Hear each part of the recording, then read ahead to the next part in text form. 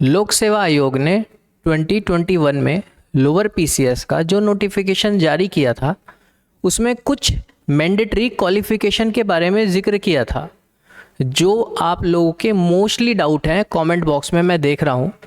तो ये 21 वाला नोटिफिकेशन है, इसका पेज नंबर 9 पर जब हम लोग पहुंचते हैं तो यहाँ स्पेशल से अनिवार्य अर्हता के बारे में बात की है। मैं आपको इसको ट्रांसलेट करता हूँ। इस लाइन में बोला हुआ है कि लोक सेवा आयोग की परिधि के अंतर्गत या उससे बाहर, मतलब लोक सेवा आयोग जिन जिन ग्रुप सी की पोस्ट पर एग्ज़ाम कंडक्ट करता है वो, या फिर उससे बाहर, या फिर लोक सेवा जब हम लोग यूके SSSC के बारे में बात करते हैं उसकी बात ये एक तरीके से इनडायरेक्ट चल रही है। वो लोग जो भी ग्रुप सी की पोस्ट पर एग्ज़ाम कंडक्ट करते हैं उन लोगों के लिए ये अनिवार्यता है कि जो ग्रुप सी की सीधी भर्ती हैं उनकी भर्ती हेतु आवेदन करने के लिए वही अभ्यर्थी पात्र होगा जिसने अपनी हाई स्कूल व इंटरमीडिएट अथवा उसके समकक्ष स्तर की शिक्षा उत्तराखंड राज्य में स्थित मान्यता प्राप्त संस्थानों से उत्तीर्ण की हो, जो मैंने आपको अपनी पिछली वाली क्लास के अंदर बताया था। बच्चे बोल रहे थे सबूत दो, ये आयोग का ही नोटिफिकेशन है। अब उससे आगे जाओ। परंतु यह कि सैनिक अर्धसैनिक बलों में कार्यरत तथा राज्य सरकार अथवा उसके अधीन स्थापित किसी राजनयिक अर्धशासकीय संस्था में नियमित पदों पर नियमित रूप से नियुक्त कार्मिकों एवं केंद्र सरकार अथवा केंद्र सरकार के सार्वजनिक उपक्रमों में नियमित पदों पर नियमित रूप से उत्तराखंड में कार्यरत ऐसे कर्मी जिनकी सेवाएं उत्तराखंड से बाहर स्थानांतरित नहीं हो सकती है, वो स्वयं या उनके पति हो या उनकी पत्नी हो या जैसी भी स्थिति हो उनके पुत्र हो या पुत्री हो, राज्याधीन सेवाओं में समूह गय की सीधी भर्ती के पदों पर चयन हेतु आवेदन के पात्र होंगे। जो बात मैंने आपको अपनी क्लास के अंदर लास्ट वाली में बताया भी था।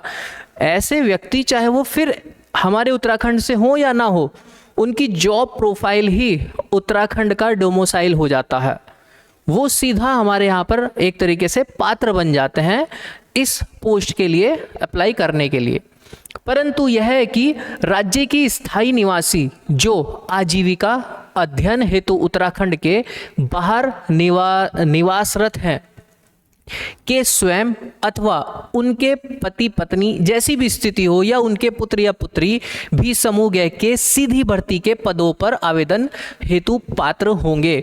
मतलब ये हुआ कि उत्तराखंड के अगर आप स्थायी निवासी हैं और अगर आप उत्तराखंड से बाहर रह रहे हैं और बाहर रह करके आपने हाई स्कूल या इंटर की है तो भी आप एलिजिबल माने जाएंगे। आपके पास अगर उत्तराखंड का डोमिसाइल है, आप गए किस वजह से, या तो आप अपनी आजीविका चलाने के लिए गए हैं, मतलब आपका रोजगार उत्तराखंड से बाहर हो गया है, या फिर आप अध्ययन या पढ़ाई के लिए आप बाहर चले गए हैं, तो भी आपकी ये जो हाई स्कूल और इंटरमीडिएट है उसके बेस पर आपको एक तरीके से एलिजिबल माना जाएगा, बशर्ते आपके पास उत्तराखंड का डोमिसाइल हो।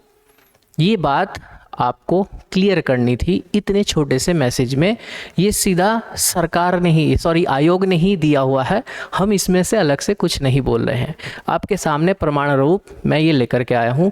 दूसरी चीज़ है, कुछ बच्चे ये भी पूछ रहे हैं कि हम लोगों के यहाँ पर इंटरव्यू होगा या नहीं होगा। तो बीच में एक गाइडलाइन आई थी जिसमें ये कहा गया था, तो जो ग्रुप सी की जो भर्तियां हैं अब आयोग भी जो हमारे यहाँ पे करा रहा है उन पर भी इंटरव्यू कंडक्ट नहीं कराया जाएगा। तो अब वो फाइनल नोटिफिकेशन में आएगा। वैसे अभी तक की बात इतनी है कि शायद नोटिफिकेशन के अकॉर्डिंग जो अब आएगा उसमें आपको इंटरव्यू नहीं मिलेगा, जो अभी तक 50 नंबर का आता था।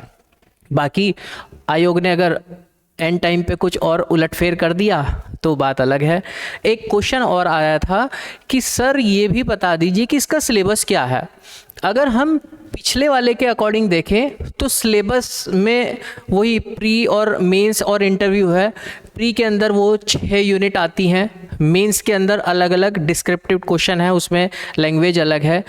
बट मैं आपको वो अगर सिलेबस बताऊं और इस बार चेंज होकर के आ जाए तो फिर वो गलत हो जाएगा। तो अभी के नोटिफिकेशन का आप इंतज़ार कीजिए सिलेबस के लिए। बट इतनी बात है कि जो आप लोगों का पिछली बार प्री वाला सिलेबस था, सिलेबस सिर्फ वही रहेगा। उसके अंदर सिर्फ कुछ टॉपिक्स चेंज हो सकते हैं। पैटर्न जहाँ तक है, पैटर्न वो ही रहने के लिए जा रहा है। उसमें इंटरव्यू का एक स्टार लगा हुआ है, ठीक है। तो सिलेबस पर हम लोग अभी चर्चा नहीं कर सकते हैं फाइनल, जब तक हमारे पास नोटिफिकेशन नहीं आ जाता है। लेकिन ये बात कंफर्म है कि इस बार आपके यहाँ पर ये पोस्ट आने वाली है, ठीक है। आप पिछले सिलेबस में प्री का जो सिलेबस है उसके अकॉर्डिंग अपनी प्रिपरेशन अभी स्टार्ट कर दीजिए। उससे 1-2 टॉपिक छूट जाएगा या फिर ऐड हो जाएगा, इतना हो सकता है।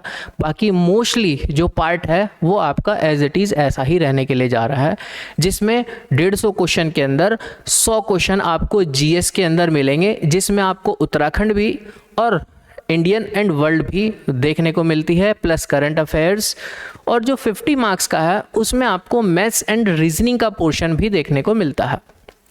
आपके पास ये पैटर्न तो लगभग एक जैसा ही रहेगा, टॉपिक में फेरबदल हो सकती है। तो आप इसके अकॉर्डिंग अपनी प्रिपरेशन स्टार्ट कीजिए। आपके और भी कोई डाउट होंगे तो आप कमेंट बॉक्स में कमेंट करके बोल सकते हैं, इसी तरीके से समाधान किया जाएगा। Okay, bye bye, next video में मिलते हैं।